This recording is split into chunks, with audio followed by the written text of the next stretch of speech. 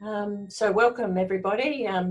Gee, I didn't think there'd be this many people, so that's really, really good. So I just really wanted to check in with you guys, and if somebody needed some clarification or a general issue to bring up, but also I could start off with what's happening with stage 1 moderation if you'd like. Would that suit people? Yep, few thumbs up. Okay, let's start with moderation. So not knowing what was going to happen with mid-year moderation and how we would manage it, because it's usually pairs working together and people coming to a central location. Mid-year it's the SACE board usually. It was decided that the best way to manage this was to not continue with mid-year moderation, but to move it to the end of the year. However, there were going to be some potential unintended consequences of that. Each year we find that students are one of the compulsory short. Sometimes it's the PLP, sometimes it's maths, etc. And they're in stage 2 and would otherwise complete their SACE. So if we only looked at their work at the end of the year and they weren't at that C standard, there was an adjustment or recommended, then they could be disadvantaged. They don't get that second try if they come to mid-year. So we've gone through the database and we think that we've identified all those potential students, of which there are quite a reasonable number. So for those schools, we will be in contact with you about those students and however we are going to manage that mid-year moderation. So there will be some student work coming in to cover those students, so that if they're not given that recommended C grade or better, that they've still got the remainder of the year, so that they can come back at the end. For all of the schools that did not have to come to moderation this year, that you were not required, then you will result your students as normal. Okay. For those schools who had intended, because of that were requested for moderation, and they had the results due June, the SACE board is taking all of those and making them results due December. So you don't actually have to do anything to change that end of semester resulting period. However, some people have elected, since we've put that information on the website, to go in and change it themselves. That's fine. It will stay as the December one. So if you were not required for any of the compulsory subjects, or a subject, a compulsory subject, you will go ahead and result mid-year as normal. And for those schools who should have come to moderation mid-year, were intending to result students mid-year, your classes will be pushed to being resulted in December. And for any student where there could be an unintended consequence, we'll be communicating with those schools about those students and asking for their work, because we will have a small moderation process mid-year, so that those students have the opportunity to have a stress-free second semester, if you like, because the majority of results are confirmed. Any questions?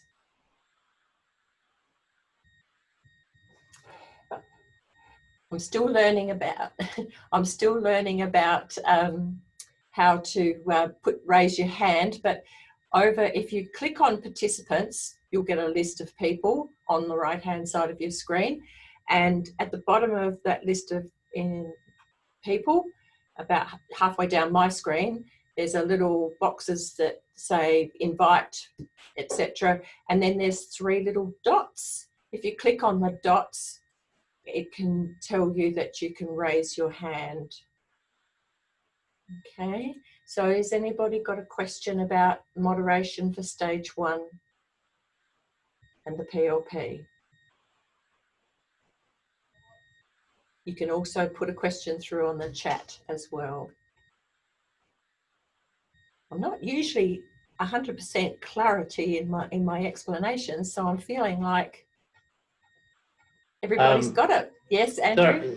Sorry, I missed the first bit because a student actually rang after hours to just get some work in, so I was overjoyed. But with the NT, were you talking about South Australian only then? That last bit I heard about not resulting this semester? That's South Australia. Rachel, what's happening in the NT? Yep, so in the Northern Territory, we are running a mid-year moderation, and schools and faculties should have received full information about that at this stage. And for those schools who felt that they did not wish to participate in a mid-year moderation because of interruptions, they were to simply move their resulting to December, and we will run another moderation then.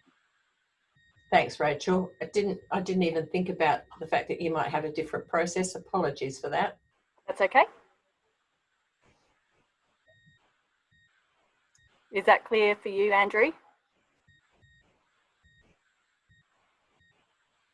I was going to say Roger, but it's not Roger. It's Rachel, isn't it? So Rachel. Yes. Thanks. Thank you. Okay, I've got a little question from Meg. Should the samples be from each class? Ideally, if you have a number of classes across the school, we would expect schools to have an in-house moderation process so that across the classes, and I can see Rachel nodding, across the classes that the teachers agree on the representative samples at a C, borderline C, borderline D and D.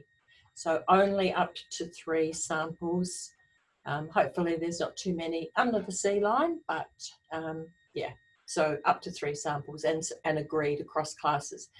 Some schools organise classes so that there might be a class where it's a smaller class and a teacher has a lot more time to work with a small cohort of students because they know they're going to find it difficult. It may well be that more samples come from that class, but it really should be from what the school, the QA process in-house decides upon. Yep, and the advice that we give on that also, Louise, is that it is per lap. So if you have a number of classes working from the one lap, then we ask just for samples for that lap, not for each class using it, if that makes sense. Okay, that's a little different from ours, yeah.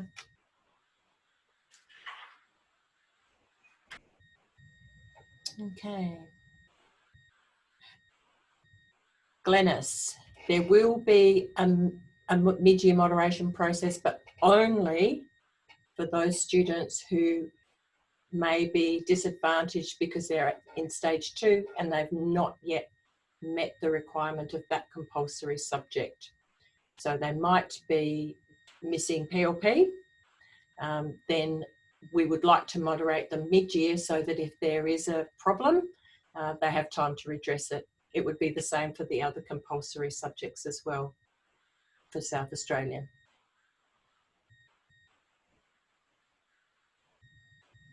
Okay. No other questions about moderation? Very good. I've just got one more. Sorry to be a pushy there. I've just found in the past, you know, when it's got the 3 Cs and the 3 Ds, I don't quite get the Ds. I understand if you've got them, but I don't understand if you haven't got them. And there's one thing that I think most teachers try to do is ensure there is no Ds. And the only Ds I've ever had is when there's something missing, and then they're not required to come in. So I don't really get the Ds. I've never really understood it. You know, it seems to me that you'd be good if you just had 3 Cs and a couple of Bs and an A, or 3 Cs and 3 Bs if that's all. You've only got Cs and Bs, or if you haven't got the full lot. I mean, we usually just do that anyway, but I'm just not quite sure. I know it's trying to benchmark the lowest point and bring them up, but I don't know if anyone else has that problem with the D part, getting actually completed, all the tasks completed. Anyway. Did you want to respond to that, Rachel, first? Yeah, I agree with you, Andrew. I find also myself that, when we have these meetings, that we really want to see a range, and that we would really like to see the highest achievement as well, because that's important for us to be sharing. But I suppose when we're thinking about a confirming meeting, we are looking to confirm a pass, which is why we have the focus at that particular meeting on the C and on that next level that doesn't meet the pass, and whether they should in fact be up there, or whether that missing out on passing this essential subject is accurate. But yes, I get your message that it's nice to see a range, and I think our communication is that we provide the 3 Cs, the 3 Ds where they're available. So if you don't have 3 Ds, please provide alternatives. That's a little different in South Australia. So yeah, I'm just going to point out that in South Australia, if you don't have any Ds, we don't expect, unless, we don't expect anything to come in other than Cs. We do have small schools where they don't have any Cs, Ds, Es. They only have maybe As. Then they send they're up to 3 As or up to 3 Bs, just that grade level. So I guess in moderation process, what we're really looking to do is to confirm that the teacher is on standard. And there are schools that do send in students whose work is sitting in the D range, but we confirm that their assessment decision is correct, but they mostly, almost unanimously, don't result those students. They just want that confirmation that they are sitting in the right space. And in those compulsory subjects, you are able to pend and give the student further opportunities to meet the C grade. So the D being sent in is really still about confirming that the teacher is on standard, and we would not expect to see schools result the students for that. We would expect to see that they are pended, and that the school is on standard and knows how to address that through the feedback. That's interesting, because I think there's a push, I know, at our school to result if under a certain grade or percentage of work done. So that might be something that needs to go out, Rachel, if that's what we want to do for the pending part of it. Yeah, I think it's fairly standard practice that students who don't pass, who, just as Louise has said, if the D is on standard, that those students are pended. But yes, that message can be sent again, certainly. Yeah.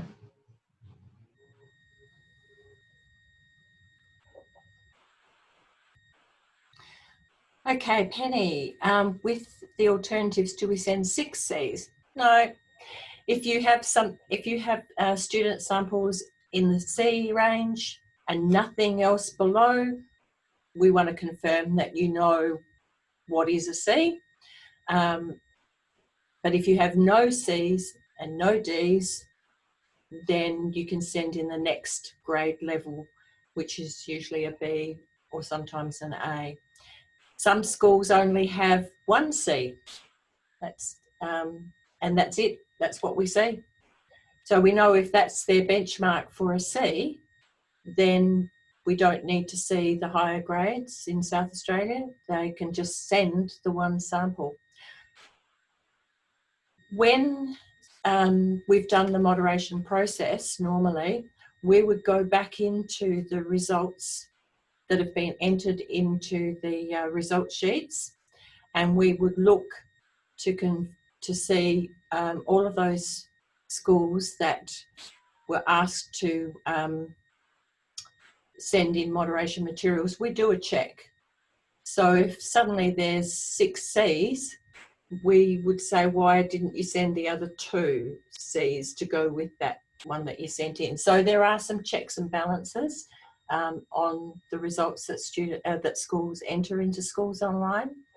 So it's not that we just take your word for it. We do monitor. And also, if there is any advice about not being on standard, that has been attended to as well. Yes, so where you are, if you only have C's, we don't need to see 6 of them. So it's not about sending 6 folios in, it's about sending 3 as a representative of a grade, whichever grades they might be, depending on what you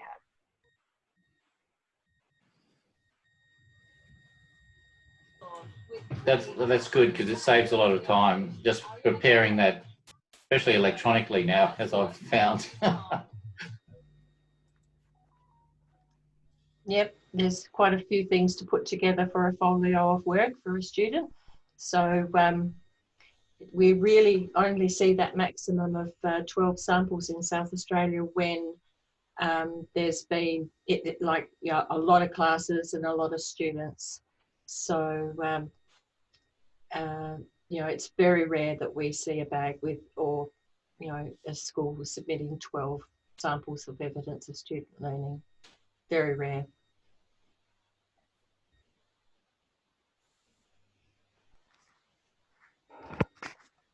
Okay, any other questions? I'm trying to raise my hand. My name's Jo Barter, Swan from the Territory. I just wanted to confirm, it's the wrong word, I just wanted to establish that when you say that about the PLP, you're also referring to maths and English, because I'll be going to just a SACE catch-up meeting, just an internal one at our school tomorrow. Confirming will come up, and so, for example, English or maths, if they've got 3 C's and 3 B's that they're thinking of sending, they just want to see the 3 C's. They don't need to see 6 folios. Rachel, that's over to you. That's a Northern Territory question. Yes, sorry, South Australia. Yes, no, that's not correct, Jo. If you have the question about 6 folios and do they send 6 C's, the answer to that was no, because for any one grade, we don't want any more than 3. But if you have C's and you have B's, for example, and you have 3 of each of those, then yes, send 3 of each of those. Does that make sense? We don't want any more than 3 folios for any grade. Yep, that makes sense. Thank you. Okay.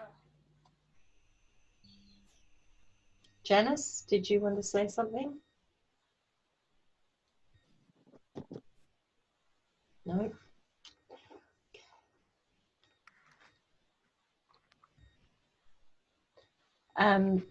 Rachel, I can see a question here from Deirdre. Deirdre, if you're Northern Territory, do you want that question answered by Rachel? You ask for 1 lot of moderation samples per lap. Do the classes need to be linked? Do all classes have to belong to the same assessment group? Oh, okay, South Australia. Okay, so no, it's not like stage 2 in South Australia where you do need to link classes. We can see from your result sheets we can see from the sample that you select when you name the teachers, we can see that you've given us some samples from across the classes. So it's that's the questions you're asking really relate to stage 2 class structures and assessment groups. Stage 1 isn't linked in that way. Thanks, Noel. yeah, anyone can head off whenever they need to. This is just sort of a catch-up meeting. Thanks, Noel.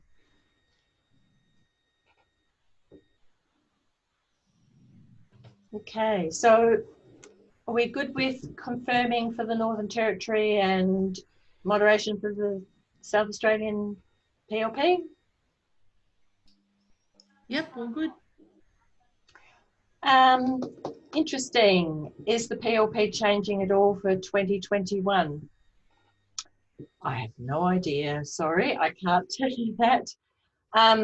I know that we have been provided, the SACE board has been provided with money to move on some of the recommendations that came out of the SACE review, that there has been money allocated for research project renewal, I suppose, or revamping or re-looking at, and there were some specific things that they asked the board to consider in that.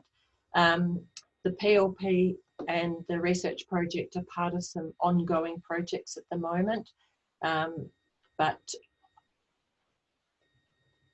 it would be, I'd be surprised if it would be ready for 2021 if there were any changes and what that might look like. So I don't think it's anything to be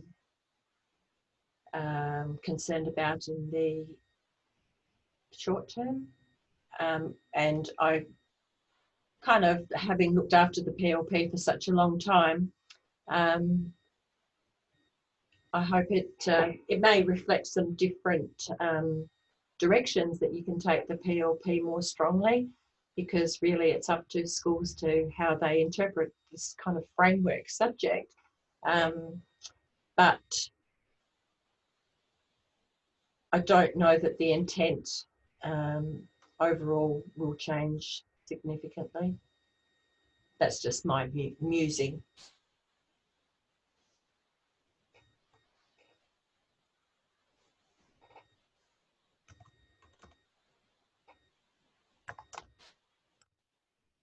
Okay. Any other questions?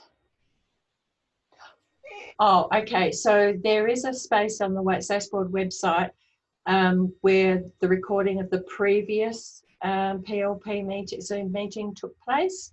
I think if you go to the home page, and there should be a link to COVID-19. I might just shift my screen and just go to the SACE board website and just double check that. Home.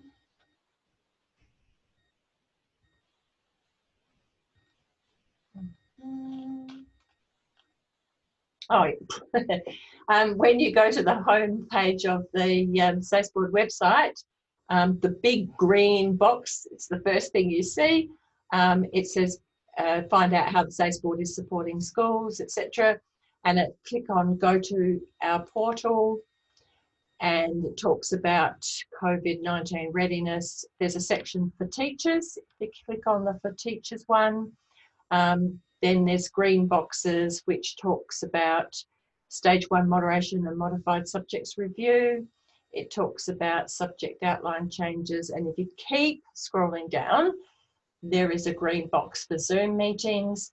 And once you get into there, there's a schedule, and then there is a green box that says that our video recordings and notes. So you'll be able to find it in that section there. So if you kind of follow the bouncing ball and keep remembering to scroll right down, you will find those very logical places to navigate through.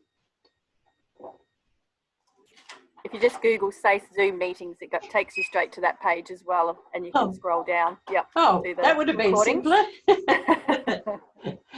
How could I have possibly missed the big green box? You're quite right. Yes, I went straight to scroll. Any other questions that people have regarding PLP? Another question from the NT. We're obviously a curious lot up here. I was just wondering whether you, down in South Australia, do you moderate every school for PLP in each of the semesters every year? Is that how you do it? like we do it, or supposed to do it, or have done it?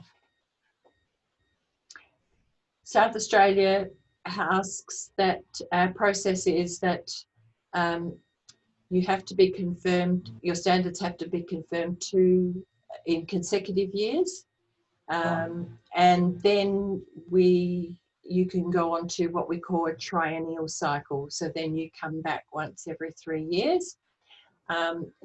Often schools will come back in that 3rd year, front up for moderation at the end of semester 1, might not be confirmed. They might be a little bit out on something. At least they get a second chance. If they're confirmed at the end of the year because they've adjusted their assessment decisions and are confirmed, they stay on that triennial cycle. If they fall off the triennial cycle, they have to go back to 2 consecutive years before they can get back on the triennial cycle. It seems like perhaps a better idea than what we're doing at the NT at the moment. I just thought I'd find out if that, someone told me that and I wasn't sure whether it was true or not. Yeah, thanks for that.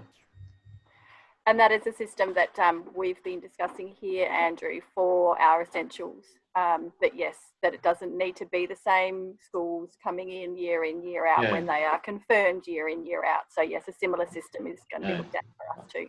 Makes sense. Yeah, I think I've been doing it almost since it started, and you just think, oh no, here we go again. Anyway, that's my problem. Yeah, no, I agree with that, actually, being in the Territory as well. I've been up here for 3 years now and have been to confirmation every semester and at the mid-year and end year too. So if we could maybe look into that, Rachel, that would be great. Definitely, it's in hand. In South Australia, schools can opt back in. Sometimes in a small school, you might have a turnover of staff and there is a new teacher and they don't have the same repository of knowledge and understanding in the school anymore. Schools will opt in because they want that confirmation that they are on standard for their students. And we do have schools opt in, which is really good, and managing their professional responsibilities. And it particularly happens with modified subjects, actually. They like sending their work in and having it confirmed. So we do get a number of schools that opt in as well.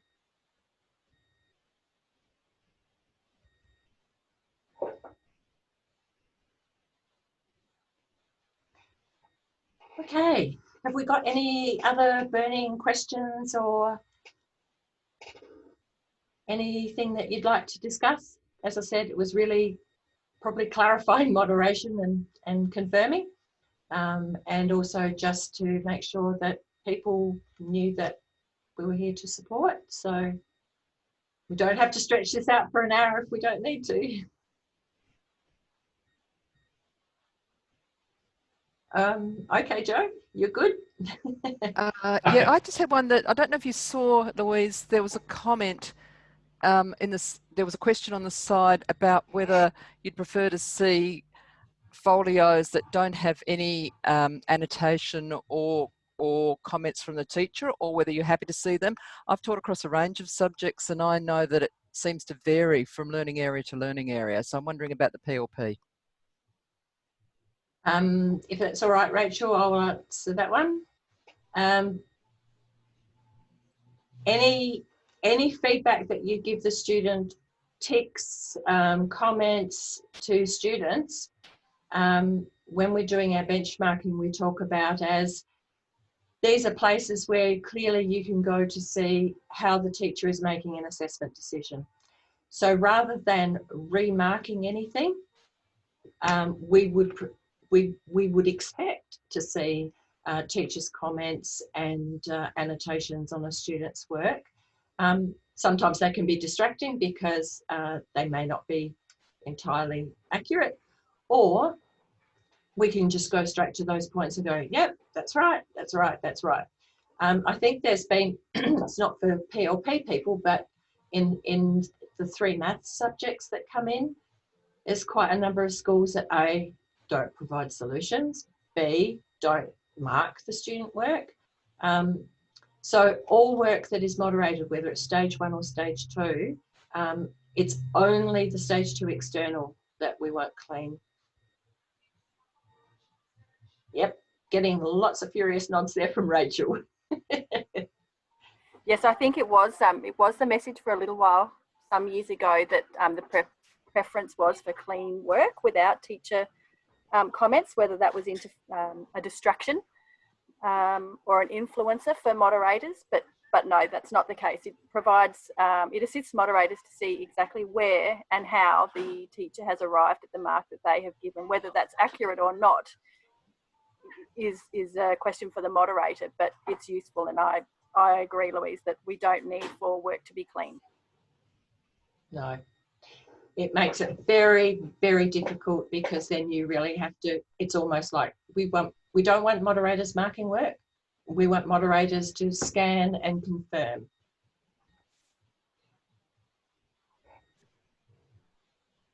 All good?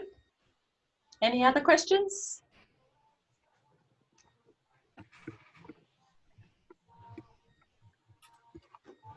That's great for the NT, and for those wondering from the Northern Territory also, our confirmation as to who will be our representatives, our moderators at confirming will be coming out next week. So that will all be, process for that will all be finalised.